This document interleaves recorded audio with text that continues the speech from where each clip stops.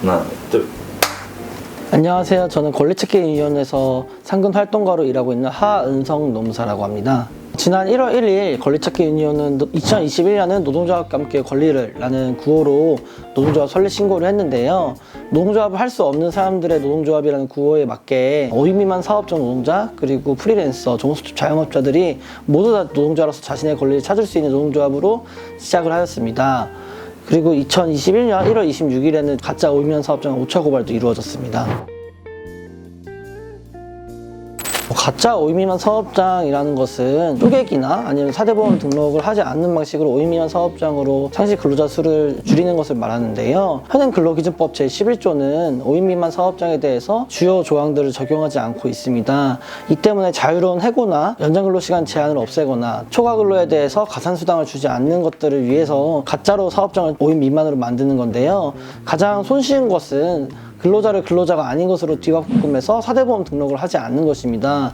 또는 사업장을 하나의 업체를 여러 개로 쪼개거나 아니면 본인과 가족 명의 또는 심지어 직원의 명의로 사업장 여러 개를 만들어서 하나의 사업장인데 형식적으로는 여러 개가 되는 거죠. 이런 식으로 분산 배치를 해서 5인 미만 사업장을 만드는 것이 가짜 5인 미만 사업장입니다. 지금까지는 사실 이런 가짜 5인 미만 사업장에서 일하는 사람들이 자신의 권리를 찾는 것이 굉장히 어려웠습니다. 특히 노동청 진정을 하더라도 서류상으로는 아무런 문제가 없어 보이기 때문에 이런 사업장에 대해서 근로감독관이 제대로 의지를 갖고 수사하지 않으면 5인 이상으로 인정받지 못하고 그래서 근로기준법상 권리를 보호받지 못하는 것들이 굉장히 많았는데요. 저희는 이런 것들을 500명이 넘는 공동고발인단을 모집을 해서 제보를 받고 공동고발인단의 제3자 고발로서 가짜 5인 미만 사업장을 고발하고 실제로 그 고발 당사자들의 권리를 찾는 권리구제까지도 같이 함께하면서 사회적 활동을 알려내고 있습니다.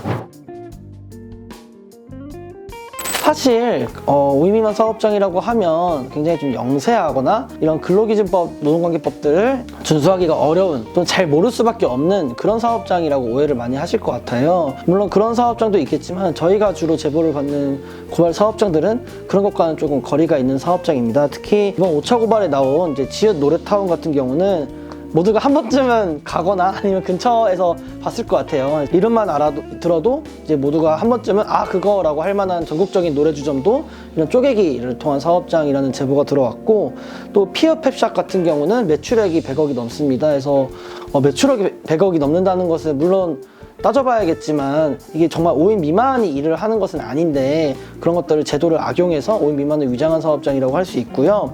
이영 화장품 같은 경우는 17년 연속으로 한국에서 가장 존경받는 기업으로 선정이 되었고, 중견기업으로서 이 기업조차 사실 사람들이 다 이름을 들어보면 거기 좋은 기업 아니야? 거기 이미지 괜찮았던데? 라고 기억을 할 만한 기업이 있는데 그 기업의 대리점조차도 이렇게 쪼개기를 통해서 5인 미만으로 위장했다는 것이 드러났고요.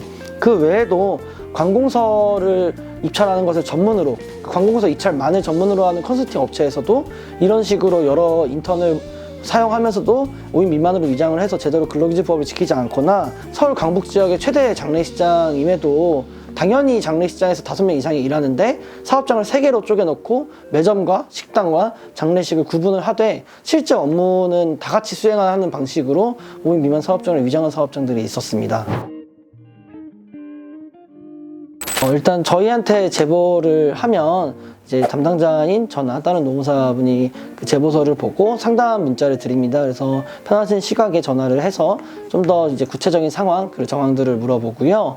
이제 고발을 했을 때 진행되는 절차로서 노동청에 접수가 되고 그 후에 이제 노동자 측 조사와 사업주 측 조사, 필요시에는 대질신문까지 할 수 있고 총 소요 시간은 약 평균적으로 2-3달 정도가 걸린다라는 것들 안내 말씀을 드리고 있습니다. 기본적으로는 임금 체불 같은 경우가 가장 많은데요. 그래서 초과 근로에 대해서 이제 수당을 제대로 받지 못하거나 연차를 받을 수 있음에도 지금까지 연차를 단 한 번도 받지 못했다거나 하는 경우들이 가장 많고요.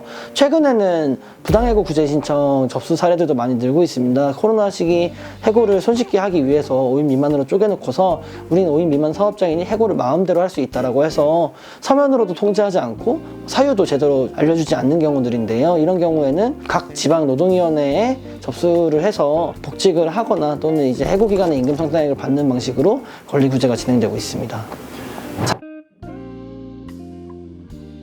사실 이렇게 고발을 통해서 권리구제를 하는 것도 굉장히 의미가 있지만 그보다 본질적인 것은 이렇게 쪼개기 사업장들이 더 이상 나오지 않는, 본인이 직접 고발을 하지 않더라도 권리를 찾을 수 있는 그런 방법들이 필요하지 않나 싶습니다. 아까 말씀드렸듯 일반 기업뿐만이 아니라 뭐 대기업, 공기업까지도 이런 5인 미만 쪼개기에 대해서 활용을 하려는 움직임을 보이고 있습니다. 그래서 고용노동부는 사실 이렇게 궁극적으로는 쪼개기 사업장을 막을 수 있도록 상시 근로자 수라는 단일한 기준으로 근로기준법을 차별 적용하거나 중대재해처벌법을 배제하는 이런 것들을 개선하고 법 개정을 해야 되지 않나 싶고요. 그것이 당장 이루어지지 않는다 하더라도 이런 5인 미만 사업장에 대해서 전면조사나 가짜 5인 미만 사업장에 대해서 특별근로감독을 통해 더 이상 이렇게 쪼개기 사업장을 하지 않고 법을 준수할 수 있도록 그런 조치를 취해야 한다고 생각을 합니다. 그래서 저희가 이번에 5차 고발을 하고 그 이후에도 계속해서 고발 운동을 진행을 할 텐데요. 이런 고발 운동의 사회적 힘을 모아서 정부와도 얘기를 해서 세상과 싸우는 거대한 힘을 만들어 보고자 합니다. 앞으로도 많은 관심 부탁드리겠습니다. 화이팅!